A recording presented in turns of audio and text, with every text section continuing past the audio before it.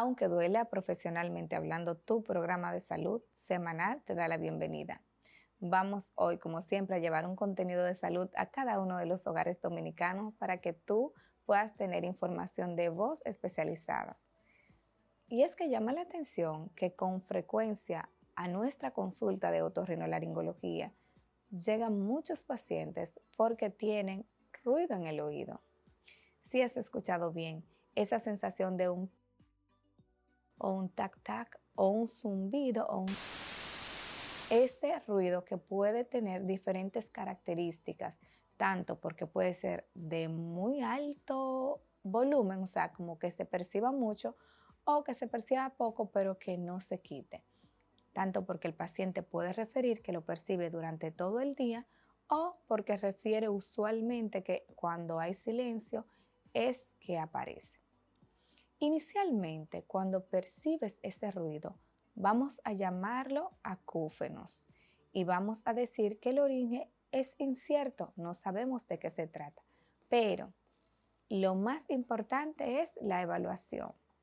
Si eres un paciente diabético, hipertenso o tienes alguna enfermedad sistémica, debes saber que muchas de estas enfermedades sistémicas, sobre todo la diabetes y o la hipertensión arterial, suelen provocar este signo o este síntoma como una alerta de que algo mal está pasando. Usualmente, cuando la presión arterial suele estar sobre los niveles adecuados o suele estar alta, suele el paciente referir que tiene ruidos en el oído. También refiere que se escucha como un pálpito, como si se escuchara su propio corazón dentro del oído o como si se pudiera escuchar, sentir el oído tapado. Esto puede estar asociado a esta alteración.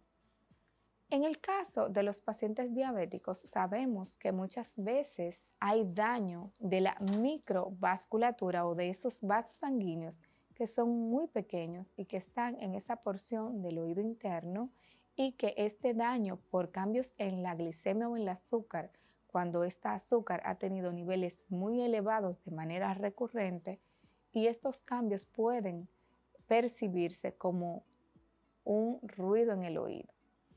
Pero estas no son las únicas causas para ruido en el oído. Muchas veces ir a una consulta otorrinolaringológica puede ser de solución inmediata para este problema. Y me refiero a que muchas veces este ruido en el oído puede estar causado por situaciones que tengan que ver directamente con el oído. Puede tratarse de situaciones que son de fácil manejo o puede tratarse de situaciones mucho más complejas que ameriten un tratamiento o un seguimiento mucho más prolongado.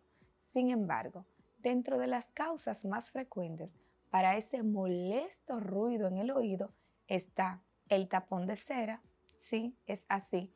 Esa cera que usualmente el paciente cree que con el hisopo se ha retirado y que más bien la ha ido empujando o desplazando hacia la profundidad del oído, esa que provocó que haya esa sensación de oído tapado, esa misma puede ser una de las causas principales para que esté presente este zumbido en el oído, el cual mejorará cuando se hace la extracción o el retiro de este tapón de cera. Dentro de estas causas propias del oído también están presentes los traumas acústicos.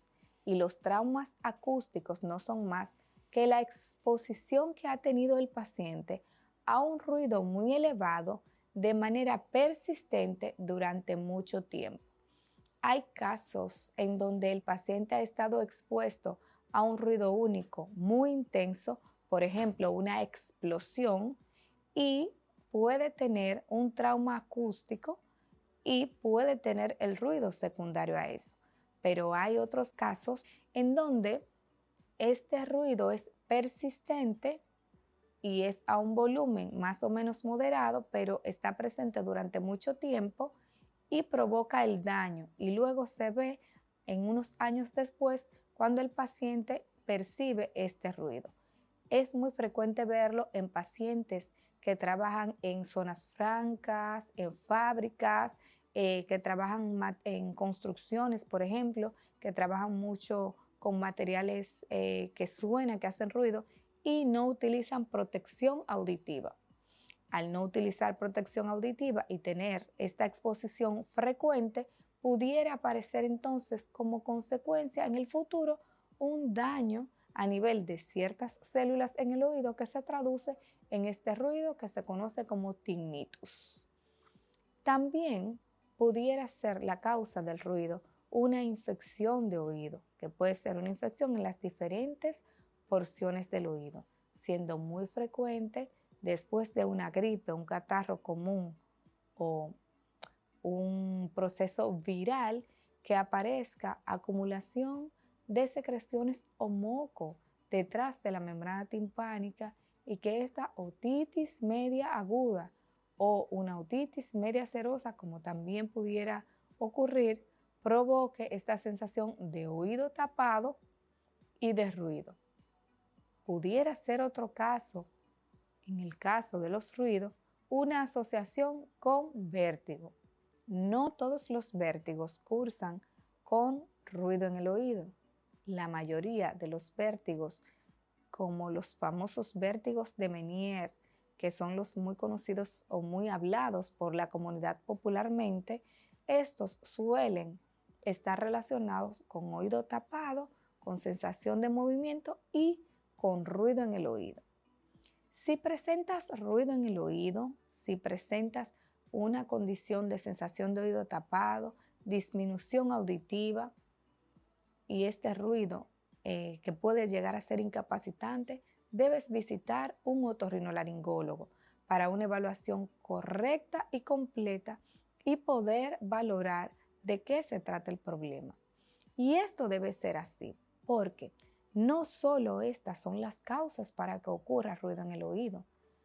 Tal vez no sabías, pero incluso hay tumores que son capaces de manifestarse solo como un ruido en el oído. Tumores que tienen que ver propiamente con estas estructuras a nivel del área auditiva.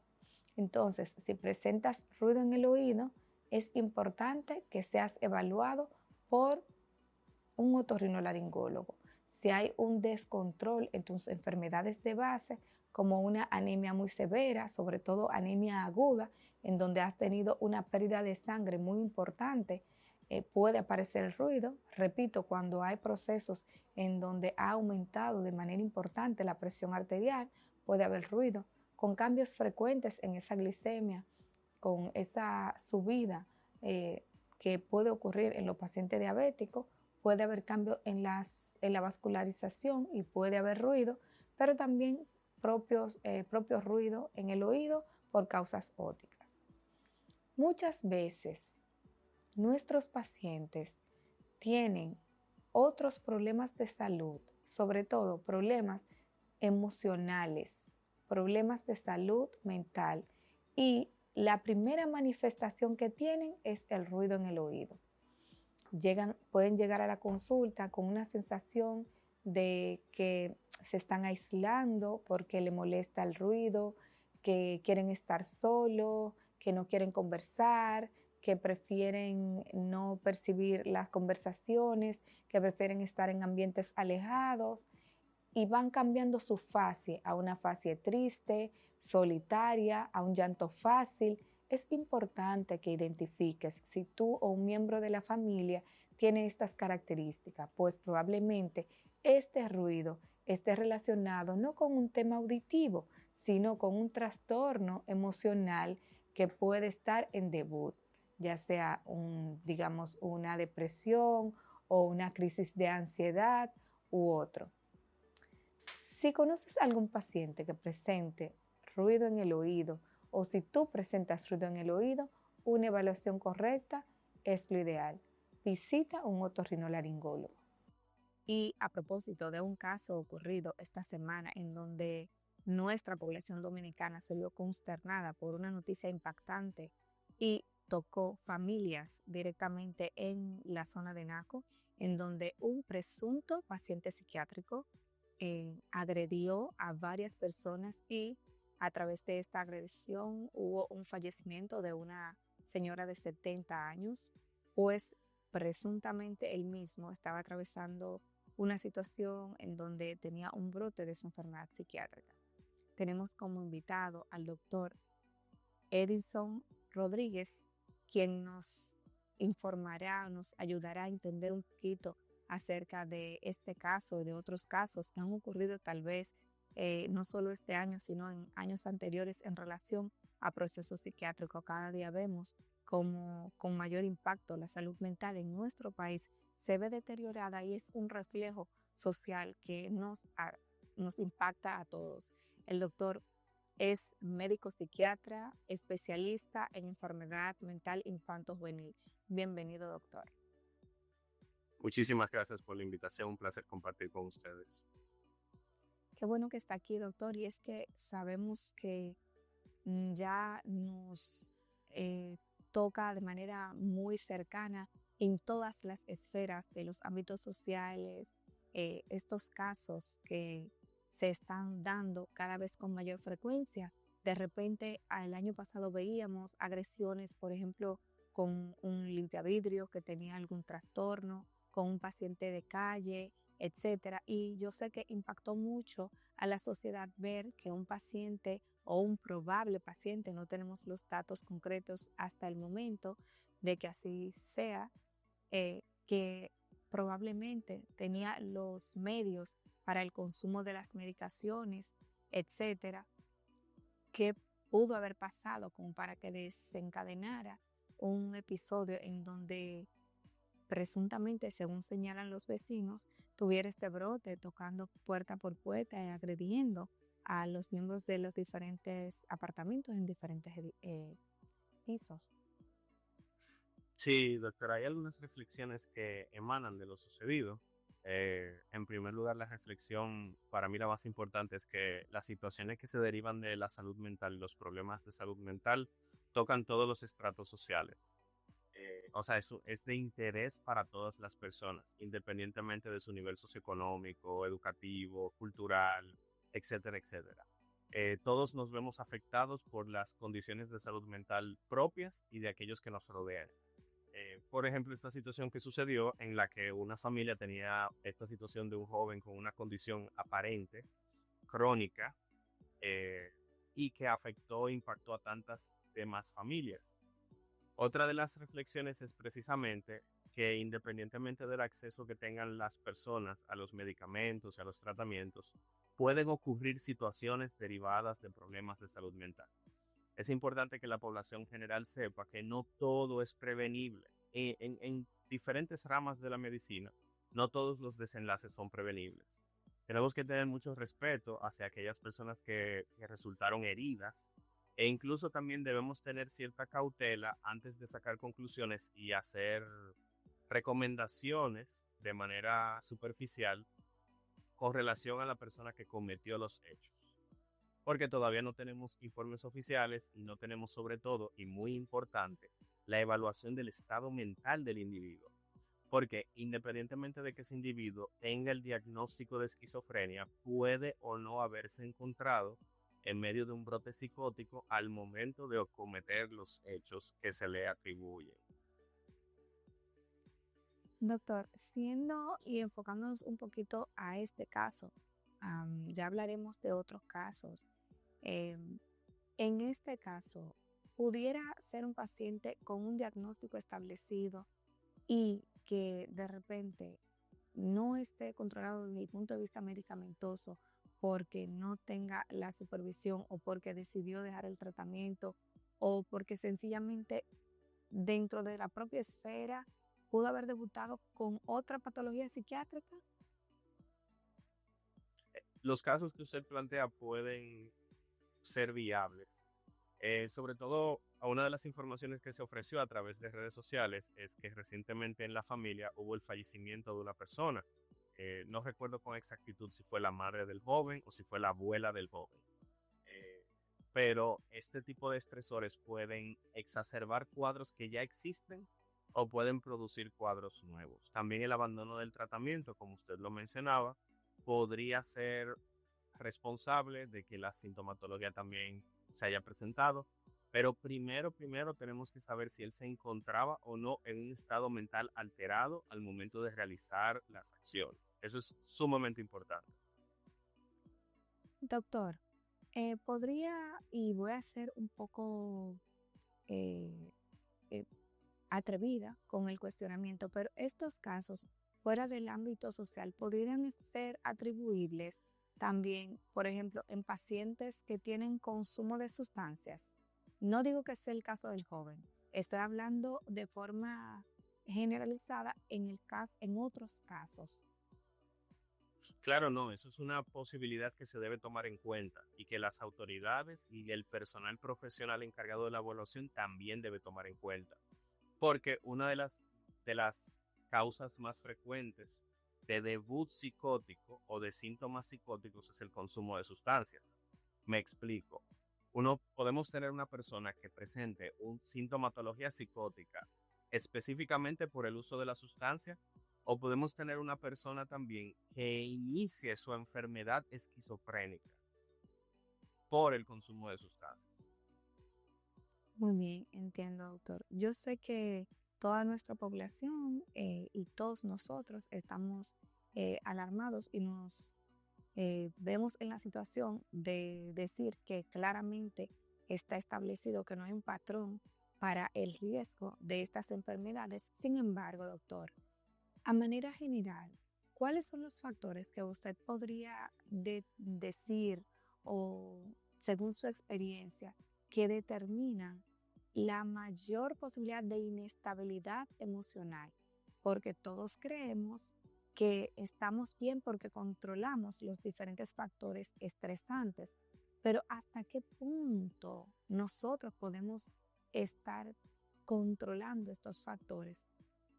¿Cómo podemos, doctor, identificar nosotros como sociedad, como individuo, que nuestro familiar o que nosotros estamos en la línea del borde y que necesitamos ayuda?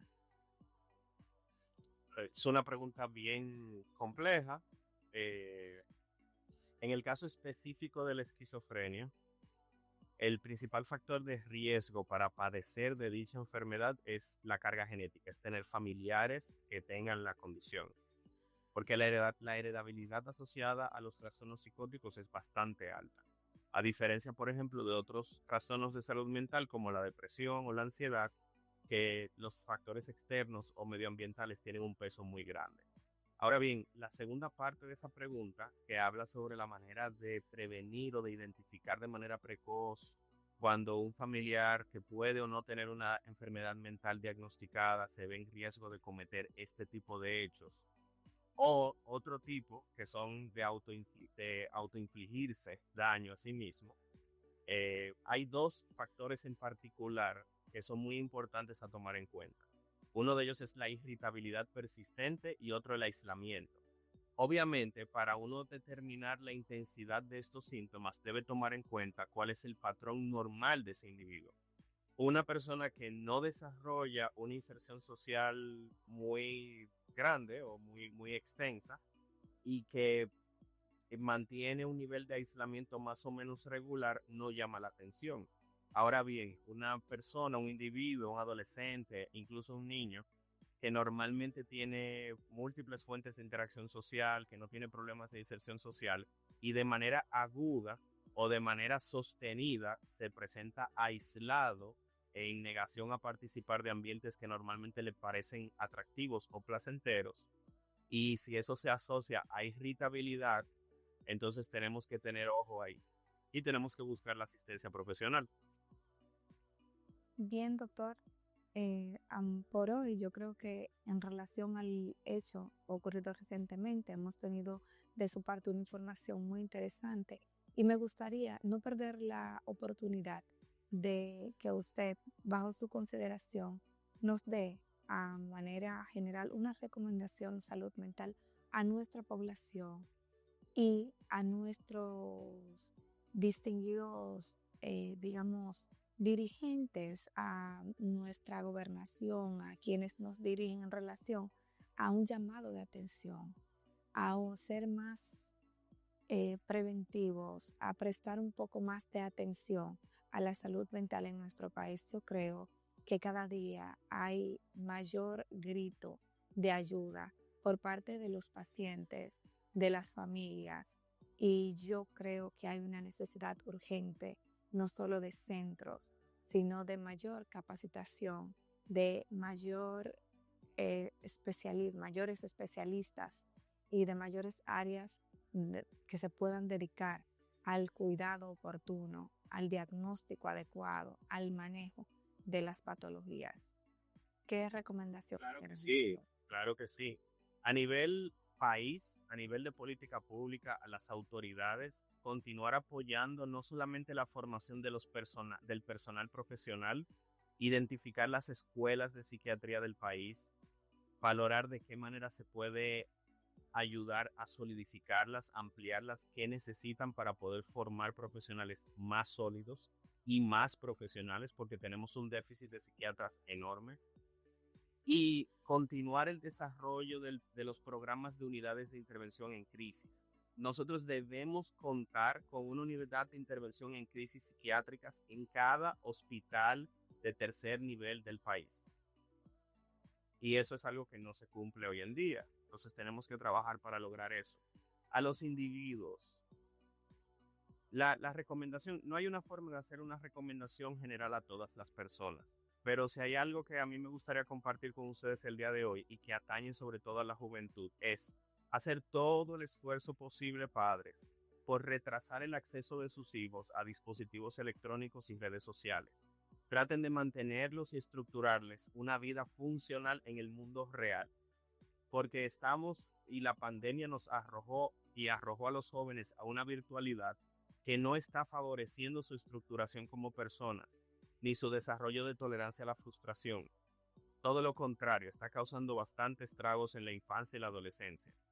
Y como individuos, tratar de mantener relaciones interpersonales funcionales y reforzar la vida en comunidad. Nosotros hemos ido atomizando la vida y ya, por ejemplo, vivimos en edificios y muchas veces ni siquiera conocemos quiénes son nuestros vecinos. Es correcto. Doctor, ¿cómo podemos tener acceso a sus servicios? ¿Dónde podemos localizarlo? Sí, a nivel público, yo estoy en el Centro de Atención Integral a la Discapacidad, atendiendo los chicos con autismo, parálisis cerebral y síndrome de Down. Y a nivel privado pueden encontrarme en consultorios psicoterapéuticos en Manuel y en Centro Integral Lotus. Ambos se pueden encontrar a través de redes sociales. ¿Estas redes sociales son así tal cual el nombre? Sí. Muy bien, doctor. ¿Nos puede dejar un número de teléfono donde podamos comunicarnos? Prometemos no ser muy insistentes y no ponerlo ahí, no reventar. Sí, pueden contactarme a través de WhatsApp al 809-898-2585. Doctor, muy agradecida por su participación con nosotros en nuestro programa, sobre todo en un momento de crisis como el que estamos atravesando, lamentando muchísimo y llevando nuestra sincera condolencia a todas las familias que fueron afectadas y más directamente también a la familia de este joven que sabemos que están bajo una situación que también requerirá bastante apoyo y ayuda porque entendemos que no ha de ser fácil. Así es. Muchísimas gracias por la invitación. Un placer. Gracias, doctor. Gracias por la sintonía. Gracias por estar con nosotros una vez más en este Aunque Duela profesionalmente hablando. Recuerda no automedicarte, no tomar decisiones médicas por sí mismo sin una recomendación especializada. Visita a tu médico. Si presentas síntomas, tú o algún familiar que tenga sospecha de que son síntomas que pueden ser síntomas emocionales, psicológicos o psiquiátricos, busca ayuda a tiempo. El impacto social con las enfermedades psiquiátricas nos hace ver que cada día necesitamos más ayuda. No creas que puedes solo. Tienes que buscar ayuda y hay personal para eso. Recuerda que si hay un problema auditivo, el otorrinolaringólogo es el apropiado para ti. Aunque duela, profesionalmente hablando, se despide hasta la próxima.